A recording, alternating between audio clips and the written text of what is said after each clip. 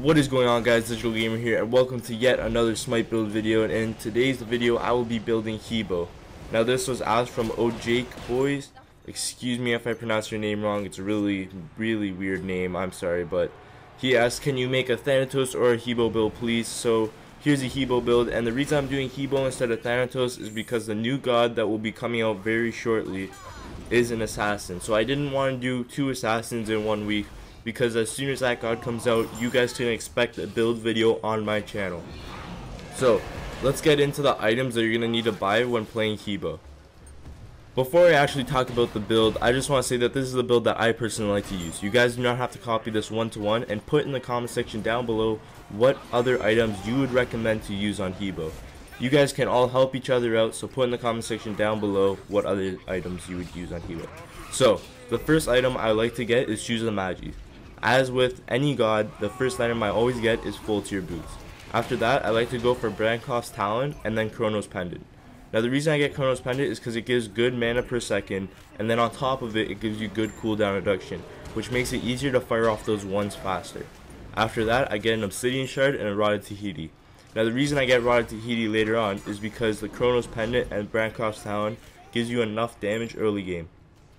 And last but not least, I get Soul Reaver. Now the passive on this really helps with extra damage and when you want to 2-shot those really squishy people. Now, you gotta keep in mind you are still extremely squishy, so you cannot just be running in there. When getting buffs for Hebo, I personally like to get the mana buff only once at the beginning of the game. From there on, I'll get red buff throughout the entire game. But at the beginning of the game, I get blue buff to harass from afar using my 3. But I'll generally stay back because Hebo is extremely squishy and any assassin can take him down in seconds. Even hunters are a big threat to Hebo. So, at the beginning of the game, I recommend staying back and then getting more aggressive as the game progresses. But you're going to want to keep your distance from enemy gods. They can melt you just as fast as you can melt them. So this is a problem for Hebo, but you can swap out one of the items for a defensive item to help you. But personally, I recommend just going pure damage. When maxing his abilities, I like to max his 1 first, his 3 second, and his 2 last. Then for combinations, I like to use his 3 to knock them up and his 1 to get really good damage on them. If worse comes to worse and I'm getting a lot of damage taken, I usually use my 2 to get away. But if they're running away, I'll use my 2 to catch up with them and use a 1 to finish them off. I generally like to save my ult for when there's more than one person lined up to get hit by it.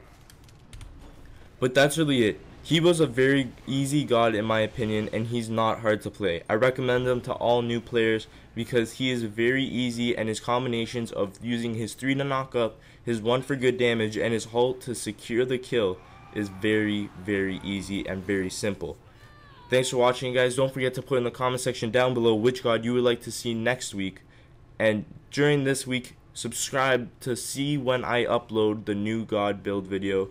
She should be coming out this week, and I'm personally very excited as she is an assassin and she has poisons, and I can't say much more. But thanks for watching, guys. Don't forget to like, comment, and subscribe so you guys know when the new god build video is up.